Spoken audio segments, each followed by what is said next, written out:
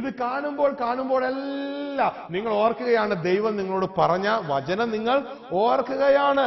ഇതാണ് എബ്രഹാത്തിന് സംഭവിച്ചത്. എബ്രഹാം ഓരോ നിമിഷവും ആകാശത്തിലോട്ട് നോക്കുമ്പോൾ എബ്രഹാം മനസ്സിലാക്കുന്ന കാര്യം എന്ന് പറയുന്നത്, എന്റെ ദൈവം ഇന്ന് എനിക്ക് ഞാൻ പ്രായമായി, എന്റെ സാറയുടെ ഗർഭപാത്രം അത് മരിച്ച ലെവലിലായി, എങ്കിലും എന്റെ ദൈവം എന്നോട് പറഞ്ഞിട്ടുണ്ട്, എനിക്ക് ഞാൻ ഈ കാണുന്ന ആകാശ നക്ഷത്രങ്ങളെ പോലെ എനിക്ക് മക്കളെ തരുമെന്ന് പറഞ്ഞിട്ടുണ്ട്. അപ്പോൾ വീണ്ടും വീണ്ടും ആ വ്യക്തി വിശ്വാസത്തിൽ വർദ്ധിക്കുകയാണ്. അവൻ സാഹചര്യങ്ങളെ നോക്കി ദൈവത്തെ ശപിക്കുകയല്ല, ദൈവത്തിന് വെറുപെറുക്കുകയല്ല, പകരം എന്റെ ദൈവം കാണിച്ചു തന്നിട്ടുണ്ട്, എന്റെ ദൈവം പറഞ്ഞാൽ അതിൽ യാതൊരു മാറ്റവുമില്ല, അതുകൊണ്ട് എനിക്കത് ലഭിച്ചിരിക്കും എന്ന് വിശ്വാസത്താൽ ഉറച്ച് ദൈവത്തിന് മഹത്വം കൊടുക്കുകയാ. അപ്പോൾ പ്രിയ ദൈവത്തിന്റെ ജനമേ, നമ്മളുടെ ഭാഗത്തുനിന്ന് ആദ്യം ഒരു ആഗ്രഹം വേണം. ഈ വചനം കേട്ടിട്ട് ഇത് നശിച്ചു പോകാനല്ല. നിങ്ങൾ ശ്രദ്ധിച്ചോ, നിങ്ങൾ എത്ര വചനം കേട്ടിട്ടുണ്ടെങ്കിലും ആ പോയ വചനം കുറച്ച് സമയത്തിനുള്ളിൽ നിങ്ങൾ നഷ്ടപ്പെട്ടു പോകും. കാരണം നിങ്ങൾ ജീവിക്കുന്നത്, നിങ്ങൾ ജീവിക്കുന്നത് അങ്ങനെ ഒരു സമൂഹത്തിലാണ്. അതുകൊണ്ട് ഈ വചനത്തെ നിങ്ങൾ പിടിച്ചു നിർത്തണം. പിടിച്ചു നിർത്തുവാൻ പല പല മാധ്യമങ്ങൾ ഉപയോഗിക്കണം. സ്വർഗത്തിലെ ദൈവം എനിക്ക് പലപ്പോഴും പല ദർശനങ്ങൾ തന്നിട്ടുണ്ട്, പലപ്പോഴും പല വെളിപ്പാടുകൾ തന്നിട്ടുണ്ട്. ഇപ്പോൾ സ്വർഗത്തിലെ ദൈവം എന്നെ പഠിപ്പിച്ച് മനസ്സിലാക്കിയിരിക്കുന്നത്, ഞാൻ കാണുന്ന ദർശനങ്ങൾ അല്ല വെളിപ്പാടിലോ ഒന്ന് എഴുതി വെക്കുന്നു, അത് ചിത്രങ്ങളിലൂടെ എന്റെ മുമ്പിൽ കൊണ്ടുവരുന്നു. എന്റെ ഓരോ ലാപ്ടോപ്പിലും ഓരോ കമ്പ്യൂട്ടറിലും ഞാൻ ചെയ്യുന്നത് എന്താണെന്നറിയാമോ? ഞാൻ എവിടെയാണോ ഇരിക്കുന്നത് അവിടുത്തെ സ്ക്രീൻ സേവറിൽ ദൈവം എന്നെ കുറിച്ച് പറഞ്ഞത് എന്താണോ അത് ഞാൻ ചെയ്തു വെക്കും. കാരണം ഒരു കർത്താവ് എന്നോട് പറയുണ്ടായി, അനേക പുസ്തകങ്ങൾ നിന്റെ ഉള്ളിൽ നിക്ഷേപിച്ചിരിക്കുന്നു എന്ന് കർത്താവ് എനിക്ക് കാണിച്ചു തന്നപ്പോൾ ഞാൻ എന്ത് ചെയ്യുന്നറിയാമോ? ആ പുസ്തകങ്ങളിൽ നിക്ഷേപിച്ചിരിക്കുന്നത് കൊണ്ട് ഞാൻ എന്ത് ചെയ്തു? എന്റെ പടം അകത്ത് വെച്ച് എന്റെ പിക്ചർ ഞാനൊരു സ്ക്രീനിൽ കൊണ്ടുവരുന്നത്, ആ പിക്ചറിനോട് കൂടെ അനേക ഫോട്ടോകൾ, പിക്ചറിനോട് കൂടെ പ്രിയരെ അനേക പുസ്തകങ്ങൾ ഞാൻ അടുക്കി വെക്കുകയുണ്ടായി. അപ്പോൾ എന്തോ അത് കാണുന്നത്, അത് എന്റെ കമ്പ്യൂട്ടറിലെ സ്ക്രീൻ സേവറിൽ ഇട്ടിട്ടുണ്ട്. നിങ്ങൾ എന്റെ മെയിൻ കമ്പ്യൂട്ടർ നോക്കി നിങ്ങൾക്ക് അത് കാണുവാൻ കഴിയും. ഞാൻ ഇരിക്കുന്നു, അതോടൊപ്പം തന്നെ അനേക ബുക്കുകൾ നിങ്ങൾ അവിടെ ഇരിക്കുന്ന ഒരു കാഴ്ച നിങ്ങൾക്ക് കാണുവാൻ കഴിയും.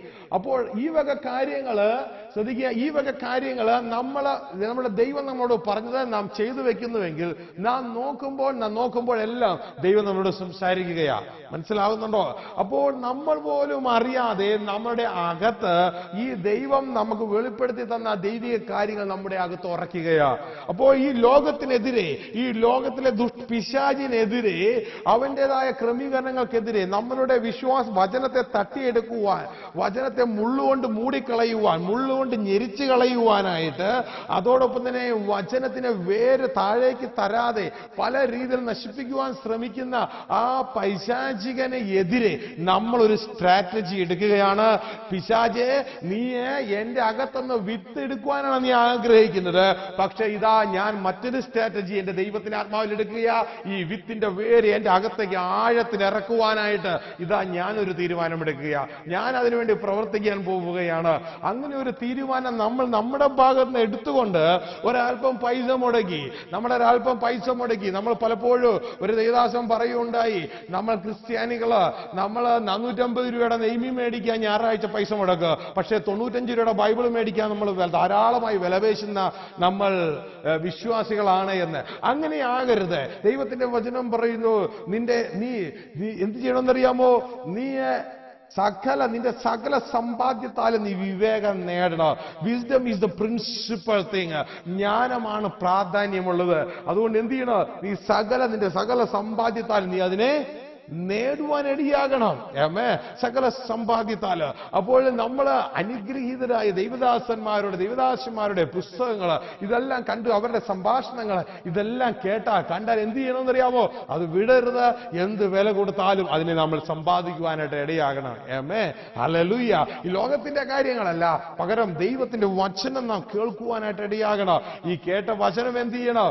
ഈ കേട്ട വചനം നമ്മൾ രൂപപ്പെടുത്തുന്നത്, നമ്മുടെ അകത്തെ രൂപപ്പെടുത്തുക.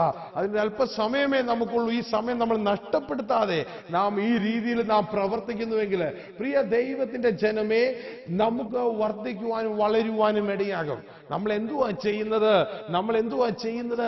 ഓരോ നിമിഷവും നമ്മളിത് കാണുമ്പോൾ, നമ്മളിത് കേൾക്കുമ്പോൾ ഈ വചനത്തെ നമ്മുടെ ഹൃദയത്തിലേക്ക് നിറയ്ക്കുകയാ, ഹൃദയത്തിന്റെ ഉള്ളിലേക്ക് കൊണ്ട് ഇടുകയാ. നമ്മുടെ ഹൃദയത്തിന്റെ ഉള്ളിലേക്ക് കൊണ്ട് ഇട്ടാൽ ആ കൊച്ചുകുട്ടി അറിയാതെ 4 ഭാഷകൾ സംസാരിക്കുന്നത് പോലെ ഈ വചനം, കേട്ട വചനം നമ്മൾ അറിയാതെ നമ്മുടെ മൈൻഡ് സെറ്റായിട്ട് മാറും. തുടർന്ന് നമ്മൾ പറയൂ, അവര് പറയുന്നതല്ല ഞാന്, ഇവര് പറയുന്നതല്ല ഞാന്, എന്റെ അമ്മ പറയുന്നതല്ല ഞാന്, എന്റെ മനസ്സിൽ തോന്നുന്നതല്ല ഞാന്. പകരം ദൈവം എന്നോട് പറഞ്ഞൊരു കാര്യമുണ്ട്, അത് എന്റെ അകത്ത്, എന്റെ ഹൃദയത്തിൽ ഞാൻ നിക്ഷേപിച്ചിട്ടുണ്ട്. എന്റെ ദൈവം പറയുന്ന ആളാണ് ഞാന്, എന്റെ ദൈവം പറയുന്ന ആളാ ഞാന്. ഞാൻ മറ്റാരുമല്ല, ദൈവം പറയുന്ന വ്യക്തിയാ. ഞാനൊരു പുതിയ സൃഷ്ടിയാ, ഞാൻ പഴയ സൃഷ്ടിയല്ല, ഞാനൊരു പുതിയ സൃഷ്ടിയാ. ഞാൻ ജനിച്ചിരിക്കുന്നത് ദൈവത്തിൽ നിന്നാ. എന്റെ ദൈവം പറയുന്നു ഞാൻ ജനിച്ചിരിക്കുന്നത് ദൈവത്തിൽ നിന്നാ. എന്റെ അമ്മ പറയുന്നു ഞാൻ ജനിച്ചത് അമ്മയിൽ നിന്നാണെന്ന്. എന്റെ ദൈവം പറയുന്നു ഞാൻ ജനിച്ച ദൈവത്തിൽ നിന്നാണെന്ന്. ഇപ്പോൾ എനിക്ക് കാര്യങ്ങൾ വളരെ വ്യക്തമായിട്ട് മനസ്സിലായി. എന്റെ അമ്മയിൽ നിന്ന് ജനിച്ചത് ഈ ജഡം മാത്രമേ ഉള്ളൂ. എന്നെ മരിക്കാത്ത ഈ ആത്മാവ് ഞാൻ ജനിച്ചിരിക്കുന്നത് ദൈവത്തിൽ നിന്നാ. ആ ദൈവത്തിൽ നിന്നാ, ഈ അമ്മയിൽ നിന്ന് കൊടുത്ത ജഡത്തിനല്ല ഞാൻ പ്രാധാന്യം കൊടുക്കേണ്ടത്. ആ ജഡം ഏതാനും ദിവസത്തിനുള്ളിൽ ഏതെങ്കിലും സെമിത്തേരിയിൽ അവസാനിക്കുക. എന്നാൽ എന്റെ ദൈവം ജനിച്ച ആ പുതിയ സൃഷ്ടി അവൻ അവസാനിക്കുന്ന വിഷയമില്ല. ആ സൃഷ്ടിക്ക് ഞാൻ പ്രാധാന്യം കൊടുക്കുന്നു. അതുകൊണ്ട് ഞാൻ ജനിച്ചിരിക്കുന്നത് അവിടെ നിന്നാണ്, ഞാൻ ജനിച്ചിരിക്കുന്ന ദൈവത്തിൽ നിന്നാ. എന്റെ നാട് ഏതാണ്? ഞാൻ സ്വർഗത്തിലെ പൗരനാണ്. എന്നാൽ ഞാൻ എവിടെയാണ് ജോലിക്കാര്? ഞാൻ ഭൂമിയിൽ സ്വർഗത്തിലെ ദൈവത്തിന്റെ അംബാസിഡറായിട്ട് ജോലി ചെയ്യുകയാണ്. ഞാൻ ആരുമായിട്ട് ഒന്നു ചേർന്നിരിക്കുന്നു? ഒരു ക്രിസ്തുവിനോട് ചേർന്ന ക്രിസ്തുവുമായി ഒരാത്മാവായി തീർന്നിരിക്കുന്നു. എന്റെ ആയുധങ്ങൾ എന്തൊക്കെയാണ്? ദൈവത്തിന്റെ സർവായുധവരങ്ങൾ എനിക്കുണ്ട്. എനിക്കുള്ള ഫെസിലിറ്റീസ് എന്താണ്? ഞാൻ എന്റെ ജീവൻ ഇരിക്കുന്ന രക്തത്തിലല്ല, എന്റെ യഥാർത്ഥ ജീവൻ ഇരിക്കുന്നത് ആത്മാവിലാണ്. എന്റെ പ്രത്യേകത എന്താണ്? രക്തത്തിലെ ജീവൻ എന്റെ ശരീരത്തിൽ നിന്ന് മാറിപ്പോയാലോ അതിനേക്കാൾ ഉപരി ആത്മാവിലെ ജീവൻ എന്റെ അകത്തുണ്ട്. യേശുവിന് ഉയർപ്പിച്ച ദൈവത്തിന്റെ ആത്മാവ് എന്റെ ജീവനെ അകത്തുള്ളത് കൊണ്ട് ആ യേശുവിന് ഉയർപ്പിച്ച അതേ ദൈവത്തിന്റെ ആത്മാവ് എന്റെ ഈ മർത്തി ശരീരത്തെ ഉയർപ്പിക്കുക. ഈ വക പ്രൊക്ലമേഷനുകൾ നമ്മൾ ഇന്ന് ഉണ്ടാകുക. എന്തുകൊണ്ടാണ് ഇത് നമ്മൾ ഇന്ന് ഉണ്ടാകുന്നത്? അത് നമ്മൾ വിശ്വസിക്കുന്നെങ്കിൽ മാത്രമേ ഇത് നമ്മൾ ഇന്ന് ഉണ്ടാകത്തുള്ളൂ. അല്ലെങ്കിൽ നമ്മൾ ഇന്ന് ഇതൊന്നും ഉണ്ടാകത്തില്ല. ലോകത്തിലെ കാര്യങ്ങൾ നമ്മൾ പറയൂ, അയ്യോ അയ്യോ അയ്യോ എന്നുള്ള എണ്ണം നമ്മുടെ വർത്തമാനത്തിൽ ധാരാളമായിരിക്കുക. അല്ലോ പ്രശ്നം എന്നുള്ള കാര്യം നമ്മുടെ സംസാരത്തിൽ ധാരാളമായിരിക്കുക. എന്നാൽ പ്രശ്നങ്ങളുടെ മുമ്പിൽ, പ്രതികൂലങ്ങളുടെ മുമ്പിൽ നമ്മൾ ദൈവത്തിൽ വിശ്വസിക്കുന്ന വ്യക്തിയെങ്കിൽ നമ്മൾ ഇങ്ങനെ പറയുക, ക്രിസ്തേശുവിൽ എല്ലായിടത്തും എപ്പോഴും ഞങ്ങളെ ജയോത്സവമായി നടത്തുകയും എന്നെ കൊണ്ട് തന്നെ പരിജ്ഞാനത്തിന്റെ വാസന വീശുകയും ചെയ്യുന്ന എന്റെ ഉള്ളിലുള്ള എന്റെ ദൈവത്തിന് സ്തോത്രം ചെയ്യുകയാണ്. അവന്റെ കൃപയിലൂടെ അധ്വാനിക്കുന്നു. ഞാൻ ദൈവത്തിന് ജനിച്ചിരിക്കുന്നു, അതുകൊണ്ട് ഞാൻ പരാജയപ്പെടുകയില്ല. ദൈവത്തിന് ജനിച്ചവനെല്ലാം ലോകത്തെ ജയിക്കുന്നു. അതുകൊണ്ട് ലോകത്തിന് എന്നെ കീഴടക്കാൻ പറ്റത്തില്ല. ഞാൻ അജയനാണ്, കാരണം ഞാൻ അങ്ങനെയുള്ളവനാ. എന്റെ അകത്ത് ദൈവത്തിനെ തകർത്തിട്ടല്ലാതെ എന്നിൽ ഒന്നും മോഷ്ടിക്കുവാൻ കഴിയത്തില്ല. ലോകത്തുള്ളവനേക്കാൾ വലിയ എന്റെ അകത്തുണ്ട്. പ്രിയരെ, ഇതായിരിക്കണം നമ്മുടെ കൺഫെഷൻ. ഇതായിരുന്നു പൗലോസിന്റെ കൺഫെഷൻ. ഈ പ്രിയ ദൈവത്തിന് ഈ കൺഫെഷൻ നമുക്ക് ഉണ്ട് എങ്കിൽ, what is your confession? That will be your possession.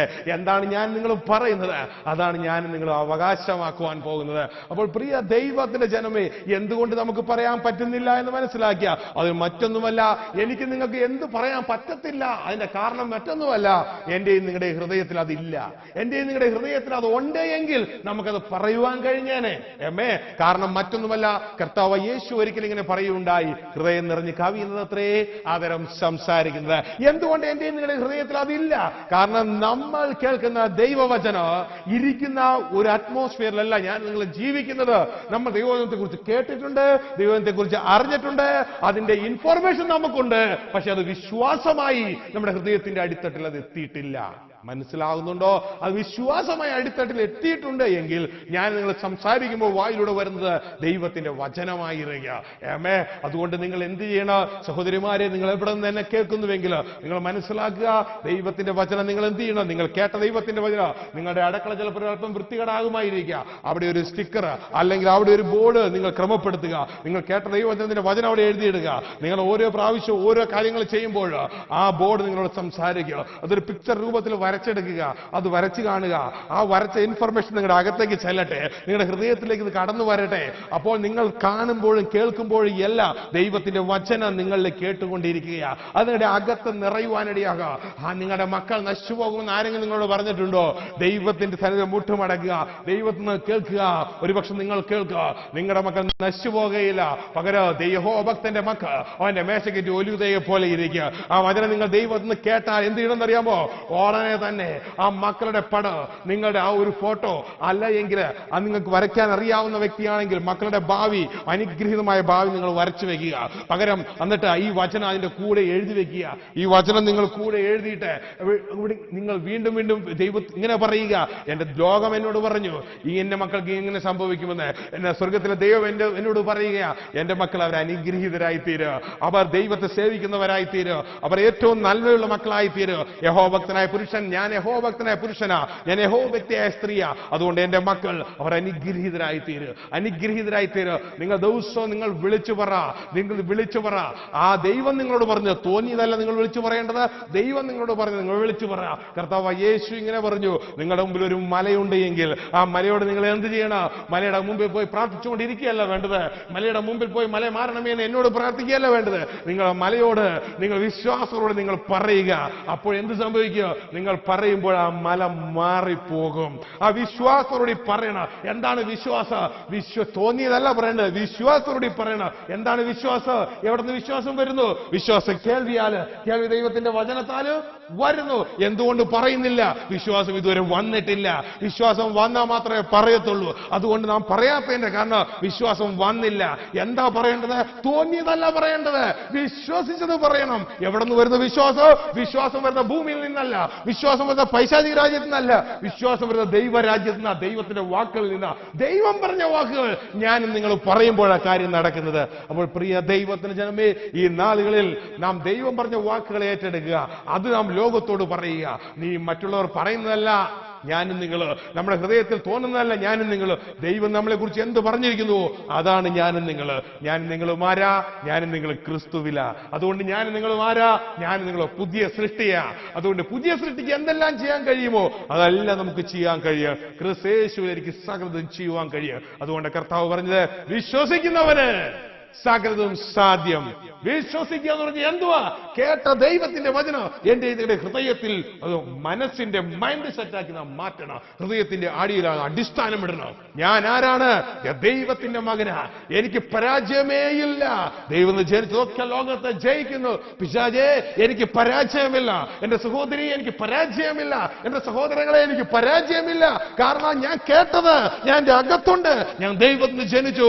ദൈവത്തിന് ജനിച്ചതൊക്കെ ലോകത്തെ ജയിക്കുന്നു. എനിക്ക് പരാജയമില്ല. ഞാൻ എന്ത് ചെയ്താലും ഞാൻ ജയം തന്നെ പ്രാപിക്കും. എന്ത് ചെയ്താലും ജയം തന്നെ പ്രാപിക്കും. എന്റെ ജീവിതത്തിലെ പ്രതികൂലങ്ങളും മറ്റുള്ള വിഷയങ്ങളും കടന്നു വരുമ്പോൾ ഞാൻ ഒരു പാനിക്കായിട്ട്, ഞാൻ ഒരു ചഞ്ചലനായിട്ട് ഞാൻ നിൽക്കുകയില്ല. പകരം എനിക്കറിയാം, ഈ പ്രശ്നം എന്നെ തകർക്കാനല്ല, ഈ പ്രശ്നം എന്നെ ഒരു പടിയും കൂടി വർദ്ധിപ്പിക്കാനാണ് ഈ പ്രശ്നം എന്റെ മുമ്പിൽ വന്നത്. എന്റെ സ്വഭാവത്തെ ഇത് വർദ്ധിപ്പിക്കുവാനിടയാകുക, എന്റെ സ്വഭാവത്തെ ക്രിസ്തുവിന്റെ സ്വഭാവത്തിൽ അടുപ്പിക്കുവാനിടയാകുക, എന്റെ സാഹചര്യങ്ങളെ ഇത് വളരെ അനുകൂലമാക്കി തരുക. എന്റെ അടുത്ത പ്രമോഷന്റെ സമയമായി. ഈ പ്രശ്നം, എന്റെ ഈ പരീക്ഷ, ഈ ടെസ്റ്റ്, ഈ വിഷയം എന്റെ ജീവിതത്തിൽ കടന്നു വരുമ്പോൾ ഇതിന്റെ അടുത്ത പ്രമോഷനിലേക്ക് തന്നെ നടത്തുകയാ. നമ്മുടെ കൺഫെഷൻ അതായിരിക്കണം. അയ്യോ ആകരുത്. കാരണം എന്റെ മുമ്പിൽ എന്ത് വന്നാലും അതിനെ ഓവർകം ചെയ്യാനുള്ള ശക്തി എനിക്കുണ്ട്. ഞാൻ ആരാണ്? ഞാൻ യഹോവയെ കാത്തിരിക്കുന്നവനാ. ഞാൻ കഴുകനെ പോലെ ചിറകടിച്ചു കയറുക. ഈ ലോകത്തിലെ ഏറ്റവും വലിയ പ്രതികൂലം എന്റെ മുമ്പിൽ വന്നാല് ഞാൻ അതിനെല്ലാം ഓവർകം ചെയ്ത് മുന്നോട്ടേക്ക് പോകുക. നിങ്ങൾ കേൾക്കുകയുണ്ടായി, ഈ ലോകത്തിലെ ഏറ്റവും വലിയ കൊടുമുടി, ആ കൊടുമുടി എവറസ്റ്റ് കൊടുമുടി നമ്മുടെ മുൻപിൽ വന്നാൽ അതിന്റെ മുകളിലൂടെ കഴുകാൻ പറന്നതുപോലെ ഏറ്റവും വലിയ പ്രശ്നങ്ങൾ നിങ്ങൾ മുമ്പിൽ വന്നാൽ അതിന്റെ മുകളിലൂടെ അതിനെ തൊടാൻ നിങ്ങൾ പറന്നു പോകുക. കാരണം നമ്മുടെ കഴിവല്ല, നമ്മുടെ ശക്തിയല്ല, നമ്മുടെ അകത്തുള്ള ദൈവത്തിന്റെ ആത്മാവ് ലോകത്തുള്ളവനേക്കാൾ വലിയവനാ. അതുകൊണ്ട് പ്രിയ ദൈവത്തിന്റെ ഇതിലെ പ്രശ്നങ്ങളിലും പ്രതികൂലങ്ങളിലും തളരരുത്. തളരുന്നതിന്റെ കാരണം അകത്ത് വിശ്വാസമില്ലാത്തത് കൊണ്ട്. വിശ്വാസം എങ്ങനെ വരുന്നു? ഒരാഴ്ച വചനം കേട്ടതുകൊണ്ട് വിശ്വാസമാകുന്നില്ല. അതോടെ സീഡ് വന്നു. എന്നാൽ ആ സീഡിനെ നമ്മൾ നിലനിർത്തണം. എങ്ങനെ നിലനിർത്തോ? ഈ കേട്ടതിനെ വീണ്ടും വീണ്ടും കേട്ടുകൊണ്ടിരിക്കണം, കേട്ടതിനെ വീണ്ടും വീണ്ടും പറഞ്ഞുകൊണ്ടേയിരിക്കണം. അപ്പോൾ പ്രിയ ദൈവത്തിന്റെ ജനമേ, ഇത് നമ്മുടെ അകത്ത് കടന്നു വരും. ഇത് നമ്മളെ വർദ്ധിപ്പിക്കൂ. ലോകത്തെ ജയിച്ച ജയമോ നിങ്ങളുടെ വിശ്വാസം തന്നെ. എന്താണ് വിശ്വാസം? കേട്ട ദൈവത്തിന്റെ വചനമാണ്. അതിലാണ് വിശ്വാസമുള്ളത്. അത് നമ്മുടെ ഹൃദയത്തിന്റെ സെറ്റപ്പായി തീരട്ടെ. ഞാൻ തീർച്ചയായും വിശ്വസിക്കുന്നു ദൈവം നിങ്ങളോട് സംസാരിച്ചു എന്ന്. കേട്ട വചനത്തിൽ ഉറച്ചു നിൽക്കുക, അതിൽ തന്നെ വർദ്ധിക്കുക. സ്വർഗത്തിലെ ദൈവം നിങ്ങളെ സഹായിക്കട്ടെ. നമുക്ക് പ്രാർത്ഥിക്കാം. പ്രിയ നല്ല പിതാവേ, അങ്ങയുടെ ജനത്തോട് സംസാരിച്ച കൃപയ്ക്കായി നന്ദിയോടെ സ്തോത്രം ചെയ്യുന്നു. അത്ഭുതകരങ്ങളിലേക്ക് മക്കളെ താഴ്ത്തി ഏൽപ്പിക്കുന്നു. പ്രിയ നല്ല പിതാവേ, അങ്ങിൽ നിന്ന് കേട്ട വചനം അപ്പാ, അത് ഞങ്ങളുടെ ജീവിതത്തിൽ കർത്താവ് ഒരു വിത്തായിട്ട് കടന്നു വരുന്നുവെങ്കിലും ആ വിത്തിനെയാണ് ദുഷ്ടൻ നോട്ടമിട്ടിരിക്കുന്നത്. വചനം കേട്ട ഉടനെ പിശാചു വന്നു എന്ന് ഞങ്ങൾ മത്തായിയുടെ സുവിശേഷത്തിൽ വായിക്കുന്നു. പിതാവേ, വചനം കേട്ട ഉടനെ അവൻ വന്നത് എന്തിനാ? മനുഷ്യനെ അറിഞ്ഞുകൂടാ, വീണ്ടും ജനിച്ച പൈതലിനെ അറിഞ്ഞുകൂടാ വചനത്തിന്റെ പ്രത്യേകത എന്തെന്ന്. എന്നാൽ പിശാചിനറിയാം